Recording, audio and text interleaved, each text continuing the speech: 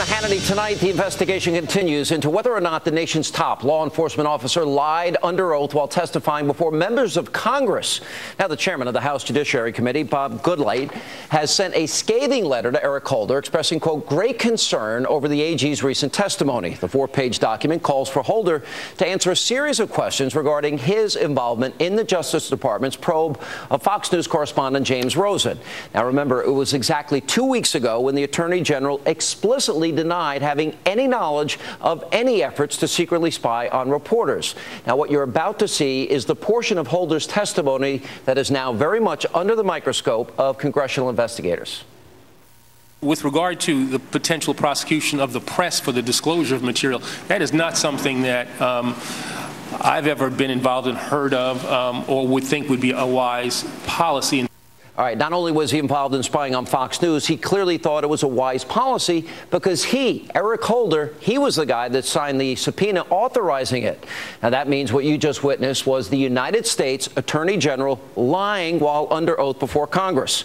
Now, later tonight, 2 members of the House Judiciary Committee who attended the hearing in question will join me live with the very latest on their investigation into this very serious matter. But first, earlier today, White House Press Secretary Jay Carney was asked about Eric Holder's misleading comments, and let's just say, well, things got a bit heated. Let's take a look. We know he was involved in it at the very least. That's the question. Was he not telling the truth on that point? He was involved in it. Involved in what? He signed off on the search warrant. Naming him as an unindicted co-defendant. Are you not involved after signing off on a search warrant? Again, I would refer you to the Justice Department. But you guys are conflating, you know, the subpoena with prosecution, and I think that it is. Again, I would just point you to what the Attorney General said. So it is a technical accuracy you're holding on to. I'm not. I'm saying that based on what I've seen in published reports and what the Attorney General said, I don't see the conflict.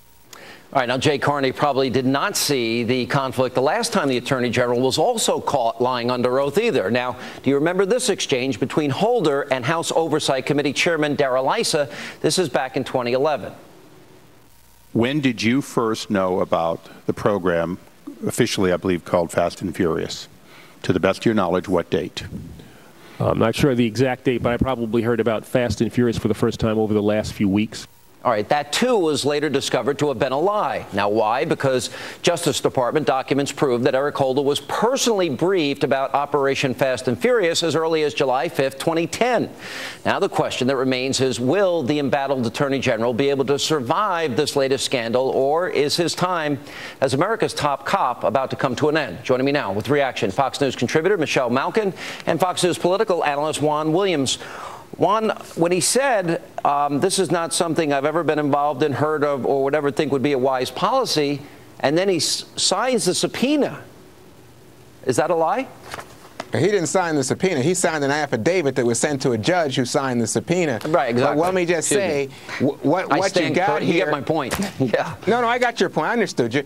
But I think the larger point is this, that when Eric Holder was testifying, he was testifying about prosecuting reporters for publishing information that was regarded as a national security leak. And that's not, he was not involved with that. He was involved in, and I think wrongly so, let me just be clear, wrongly so, in saying that, yes, James Rosen, a lifelong reporter for a legitimate news organization, could be considered potentially a co-conspirator with the man who was breaking the law by giving away this information from the State Department. If that's true, and you're saying he was not misleading Congress, which would be a violation of law, then the only other option would be that he intended to prosecute Rosen, and if he did that, hang on a second, that would mean that he would have lied to the judge to get the sweeping search warrant.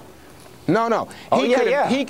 He listed Rosen as a co-conspirator, potentially someone who aided and abetted Stephen Kim, who I think was the target. That's a crime. But he did that so that he could try to determine whether or not Rosen, who had used the aliases and the secret email accounts, was in fact up to anything. That's, I think, what's going on here is that the prosecutors were in a bubble, and that's why they made this terrible mistake. Well, I think it's beyond a terrible mistake. I want to get Michelle Malkin's take on this. Michelle. Of course it is. It's chilling, it's disturbing, and of course Eric Holder just lied there. I think I am willing to pay for a chiropractor for Juan, because the water buckets that he is carrying for the White House are very heavy. I mean, I can't even get worked up enough to have my blood pressure rise. I can't be mad at you anymore, Juan. I feel Michelle, I'm pity. disappointed. Look. I'll tell you what disappoints me, that anybody would be surprised or shocked at the outcome of this thoroughly corrupt Justice Department led by Eric Holder, who we have known for decades has a history of obstruction, a history of politicizing the rule of law and subverting equal treatment under the law and our Constitution to his political ends. We knew it during the nomination process. I have always been livid that there were 19 Senate Republicans who ignored the long, sordid history of corruptocracy that Eric Holder was responsible for when he was a Clinton Justice Department official. And Sean has talked numerous times. We have, who have been watching, who have been doing our jobs as watchdogs, because guess what? You don't have to be a credentialed mainstream journalist to do journalism. And whether it was the Rich pardon, whether it was FALN, all of the sordid conduct of this Attorney General during the New Black Panther Party voting rights subversion case, through Fast and Furious, and now, of course, with the handling of these dumpster diving episodes and campaigns against James Rosen and the Associated Press. Let me advance the ball. How can you possibly defend it, Juan? How? Michelle, let me just say, you have gone so far afield here. It's clear. Look, you're building a conspiracy theory. I'm just going to say, go for it. If you think that there's some basis for it, there is no fact here. What we saw from Sean was facts. Sean says, did this guy lie to the Congress? And I think Sean has a point. And I said, Sean, I don't think he did. Here's why. But I'm just saying to you, I understand, given what you've just said, that this is about politics. This is not about anything to do with Eric Holder violating James Rosen's rights. It's about a political agenda, a political ideological demonization of Holder. Juan, hang on a second. Holder. Let me ask you this. He went and testified before the House Judiciary Committee about Fast and Furious back in 2011, not that long ago. And he said, I just found out about it over the past few weeks. Then we found the documents that showed that he knew at least 10 months before the hearing. It proved that he was not telling the truth, and then he had to go back after he was caught and say that he gave inaccurate information. Now, why do I go ahead? No, all that came out, Sean, was that there was some letter or something that was sent to him pro forma that, you could say, did he read it, didn't he read it, whatever. Okay, so we don't know. Documents, signatures. It's possible that what you're saying is true, but it's not as if it had the high profile at that point. On it. All right, Michelle. It's rancid. The stench from the top of the heap of the White House and the Justice Department is so toxic that 1600 Pennsylvania Avenue and the Justice Department should be declared Superfund toxic cleanup sites. And the fact that you can't smell it, Juan, indicates to me that you need an olfactory specialist, because all of America can smell it now. Well, I worry about your blood pressure at this point, so calm down, because I think if there was a scandal of that magnitude, it wouldn't be just you. Okay. Wake up. I would argue things are getting pretty tough right now for the Attorney General. I'm not sure he survives, and I think misleading Congress is a big deal. We're watching the days to come. He was not honest on 2 occasions, and it's very clear that he misled the Congress. I think there's going to be a lot of ramifications out of this. Thanks, guys. You're welcome. All right, and still ahead tonight, the architect Karl Rove. He'll break down the political implications of the 3 scandals that have now paralyzed the president's second-term agenda. But first, 2 members of the House Judiciary Committee are here live with an update on their investigation into whether or not Eric Holder, in fact, lied under oath, and if he did, what will be the consequences. I have complete confidence in Attorney General Holder in how he handles his office. I will tell you that Eric Holder has my complete confidence. I have complete confidence in Eric Holder as Attorney General. He's an outstanding Attorney General, and does his job with integrity, and I expect he will continue to do so. All right, as you can see, President Barack Obama has stood by his attorney general over the years. In 2011 and 2012, he gave Eric Holder a pass when he was caught lying about Fast and Furious. And here it is, 2013. He's now looking the other way, despite the fact that Holder was the one who authorized the unprecedented efforts to spy on Fox News Channel's James Rosen. However, with new accusations emerging that the nation's top law enforcement officer lied under oath while testifying on Capitol Hill exactly 2 weeks ago, will the president continue to have confidence in his attorney general? Joining me now, two members of the House Judiciary Committee, Arizona Congressman Trent Franks, Virginia Congressman Randy Forbes. Gentlemen, welcome. Congressman Franks, do you believe that Eric Holder lied when he went before Congress 2 weeks ago? Well, Sean, it appears that he did. On the one hand, he said essentially that when it comes to prosecuting the press for disclosing information or material, that he had never been involved in it, that he had never heard of it essentially, and that he thought it would be bad policy. And yet previous to that, he had signed an affidavit regarding Mr. Rosen saying that, you know, he thought that this prosecution should occur to a judge. So, I mean, I don't know how both can possibly be true. So it is certainly one of he's either falsified his statements to the judge in the form of affidavits, or he falsified information to the Congress. There's no way to reconcile the two of those issues. Well, that was my point I was trying to make to Juan Williams. He was having a hard time grasping that, but if he wasn't a target, but he had to lay that case out to the judge. Congressman Forbes, do you believe Eric Holder lied before Congress 2 weeks ago?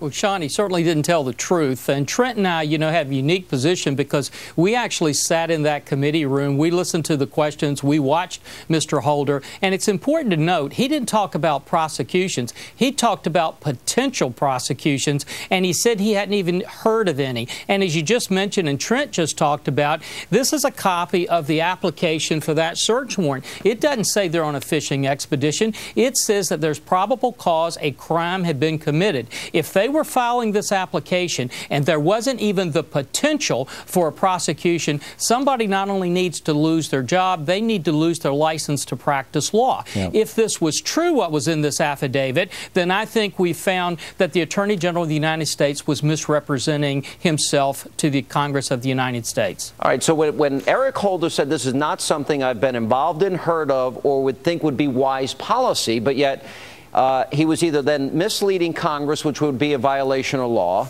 or he was lying to a judge to get the judge to approve the sweeping search warrant. It has to be one or the other, Congressman Franks? Well, you know, I think Randy's articulated very well. Incidentally, it's something you have to say once in a while on national TV. Randy Forbes is probably the brightest person on the Judiciary Committee, and he articulated it, I think, perfectly. And, you know, this is, unfortunately, there seems to be a little bit of a pattern here. Back when we were discussing the Benghazi case with the Attorney General, he had said specifically that he had released all pertinent emails. And when I questioned him, and it's on the record, asked him, had any of these emails been sent by him, it became very clear that he had not disclosed any emails he wrote, and then he pointed out that he did not intend to do so. So there's no way that both could be true, either that he had disclosed these emails or that he didn't intend to. Something, again, is impossible to reconcile. And, you know, it almost makes a conservative miss Janet Reno. Wow. Because that's saying a lot, Congressman. All right, Congressman Forbes, we also know in 2011 with Operation Fast and Furious, I've only heard about it in the last few weeks. Then documents were uncovered that in fact showed that he knew about it 10 months in advance of when he said that he knew it. So my question to you is, what are the consequences? If anybody that's watching this TV show goes before a judge, a grand jury, or Congress and does not tell the truth, what would be the consequences for them? What would be the consequences for Eric Holder? Well, Sean, we have a perfect example with Mr. Kim. When they prosecuted him, it wasn't for just the disclosure of the information. It was also because he lied to the FBI. We ought to have the same standard for the Attorney General of the United States, who's the top law enforcement officer, as we have of the individuals he's prosecuting. If he's misrepresented Congress, it's time for him to go, and it's time to prosecute him. Yeah. All right, gentlemen, appreciate it. We're going to watch very closely, and we'll see what happens when we continue. Karl Rove is here. He'll react to Obama's House of Scandals. Should Eric Holder be fired? Will the president be implicated in the IRS enemies list debacle? But first, we examine the White House's unhealthy obsession with attacking the little old Fox News channel and little old me. I'll put Mr. Burgess up against Sean Hannity. He'll tear him up.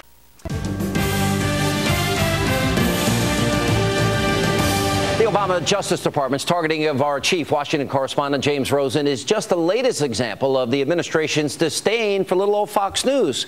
Now, we can spend an entire program devoted to this topic, but here are just a few examples. Who can forget back in 2009 when then White House Communications Director Anita Dunn tried to launch a war against Fox News? Watch.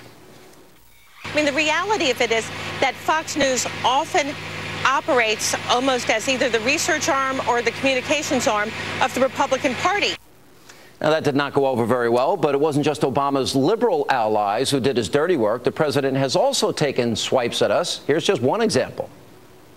I've got one television station that is entirely devoted to attacking my administration. I mean, you know, that's a pretty. I assume you're talking about Fox. Well, that's a pretty big megaphone. Oh, now, that's not all. Who can forget when then candidate Obama took many shots at little old me on the campaign trail? Here's just one. If this is our next president, he will, in fact, lead not only the Democratic Party, but this entire country from a culture of criticism to a culture of recognition. Thank you. All right, well, that was...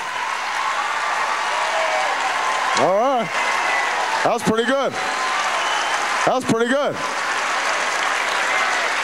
That was pretty good. I might have to put Mr. Burgess on Fox News. You know, give him... I'll put Mr. Burgess up against Sean Hannity. He'll tear him up. Tear me up. Now, was that a threat, Mr. President, or just a preview of what's to come in terms of your desire to intimidate conservatives? Joining me now with reaction, Fox News political analyst Kirsten Powers, radio talk show host with the Salem Radio Network, our friend Dennis Prager. Guys, welcome back to the show. Hi, Sean. Good to be here. Kirsten, imagine little old me ever saying, I'm going to put so-and-so against Obama. We'll tear him up.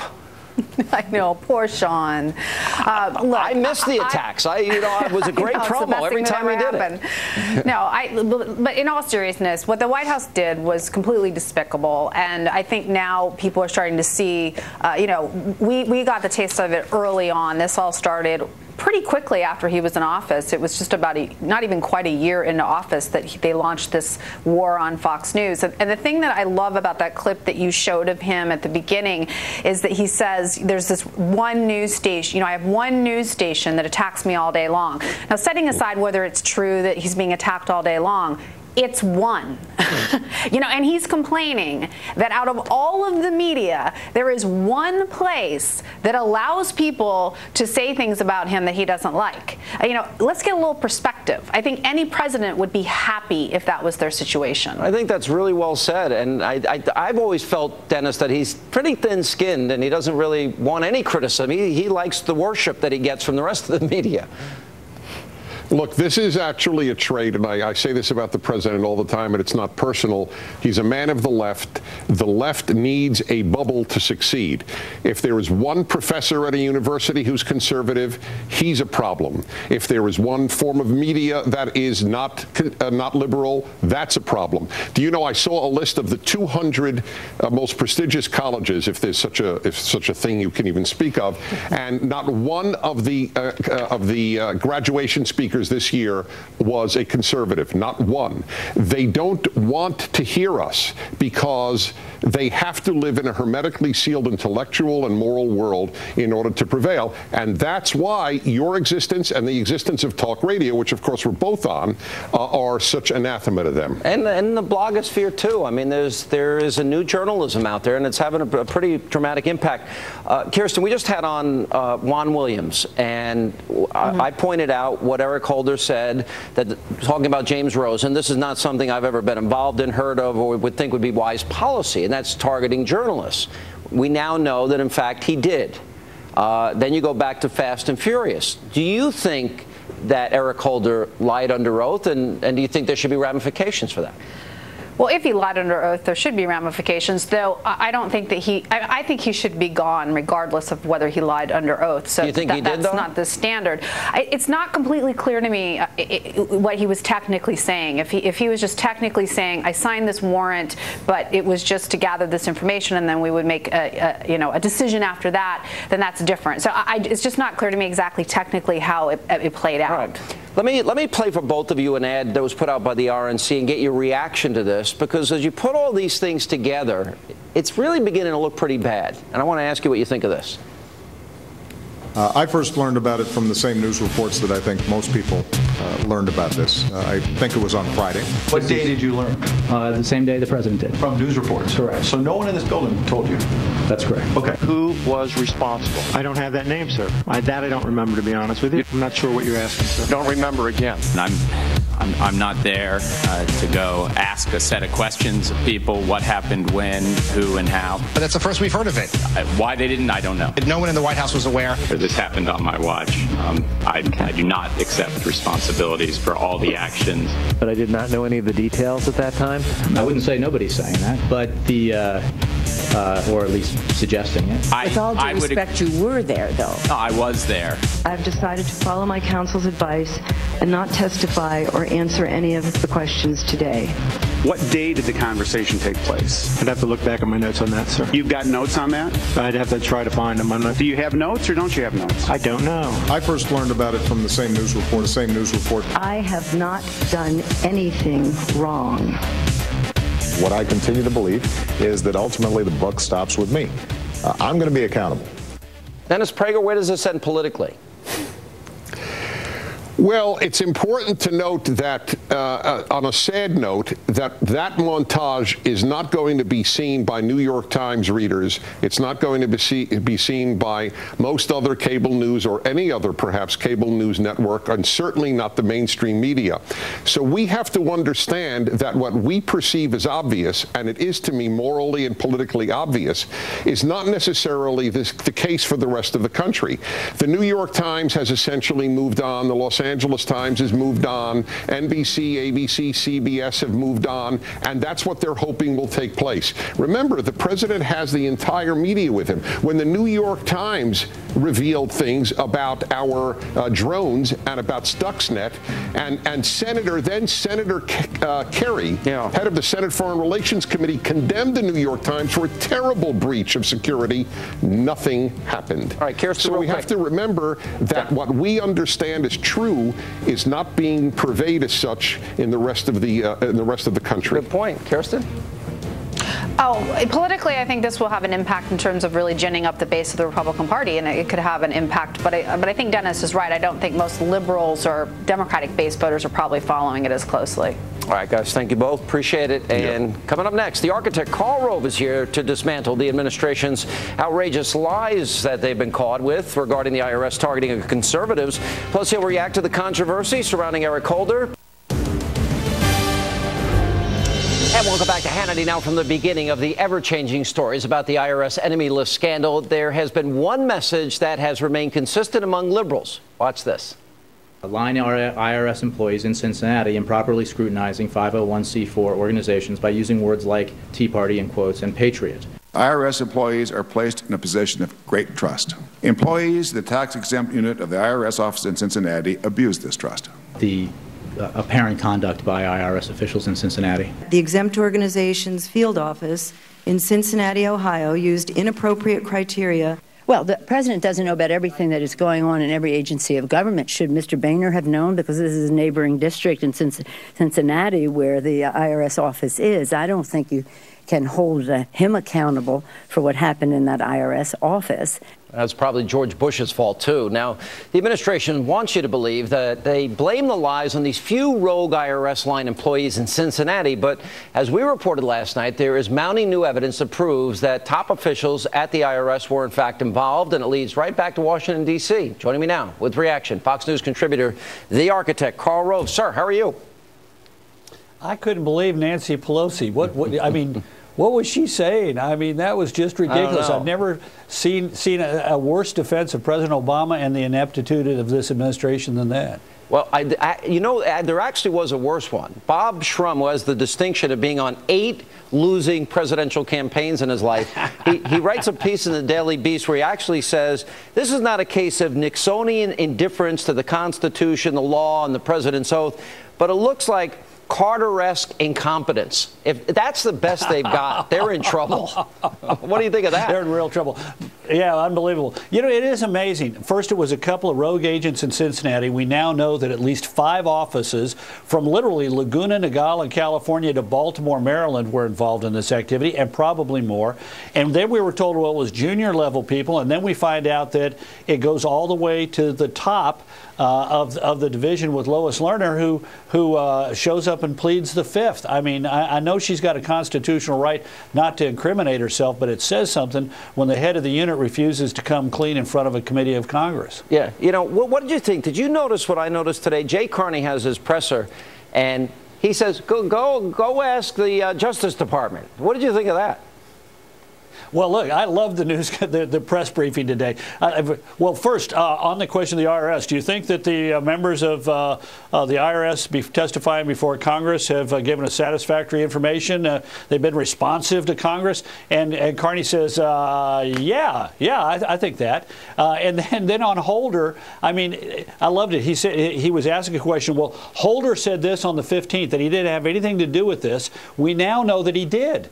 And he had 2 lines of defense. One was, he said, well, you're making a mistake, quote, conflating a subpoena with prosecution. And the best I can figure out is he's saying, we're saying in the subpoena that Rosen was a criminal, but we didn't prosecute him for being a criminal, so ignore the possibility of prosecution, or excuse me, ignore what was said in the subpoena. If as long as we didn't prosecute him, we didn't mean it. In other words, we lied. Holder lied to a judge. He had no intention of ever treating Rosen as a criminal. He just said that in order to get the subpoena, because that was the test that he needed to pass in order to get that subpoena. And then later on, he's asked flat out, Carney's asked flat out, do you see conflict between what Holder said in response to Congressman Hank Johnson of Georgia on the 15th and the fact that he now turns out to have signed the Rosen one? And I loved it.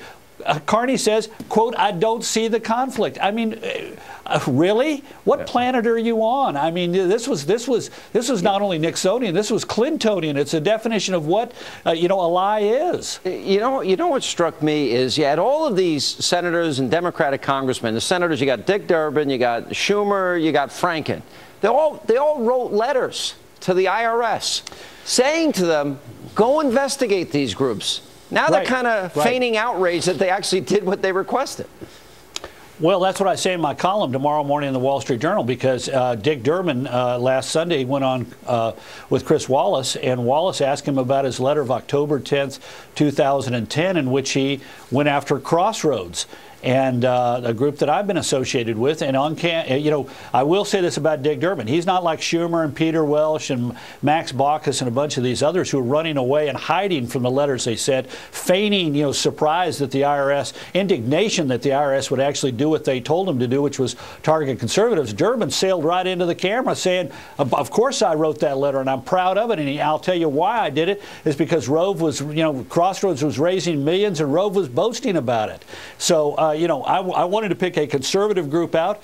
Wallace said, well, what about the fact that you didn't have any liberal groups in your letter? And he said, well, this is the classic. I thought that if they investigated Crossroads, all the groups would get the message. Oh, sure, the liberal groups would be just laughing. They would be chortling with glee that the IRS had been used to go after a conservative group for doing exactly what they had been doing for decades in conformity, I admit, with the guidance and rules of the IRS. The conservatives began to duplicate what the Democrats and the liberals had done, and only then did the liberals get upset. It's an interesting point. They were doing it for a long time without any competition. Yeah. Look, in 2007, there was a group called Americans United for Change that attacked Republican senators up for re-election for supporting the surge. One of Durbin's own aides, Bill Burton, one of your personal favorites, started a 501c4 in 2011 to support Obama called Priorities USA. And I don't see Dick Durbin sending a letter to the IRS saying, investigate my former deputy mouthpiece for forming a 501c4 to support President Obama. This is selective indignation. It was the use of their power and their offices to target conservatives. You know, a lot of people are speculating where this is going to end up. I think that's the wrong focus. For me, I want to know why they didn't give in Benghazi, why security requested was denied, why stand-down orders were given, why a web of lies was created.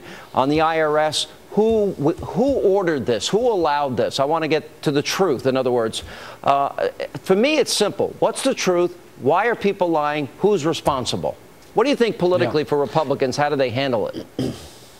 Well, they've got to diligently investigate these and patiently lay out the facts and avoid the use of adjectives and adverbs. You and I can do that, but they ought to stay away from the word of impeachment. That's a very bad thing to say, and they ought to be very careful. You and I can hyperventilate about it, but in these committee hearings, the American people need to see the Republicans patiently going after the facts and letting the facts determine the outcome. And the facts are not going to be pleasant for President Obama and the Democrats in any of these three scandals that we're looking at. All right, and by the way, for the record, I'm not hyperventilating. Just calmly trying to get to the truth. You know what? The American people deserve the truth.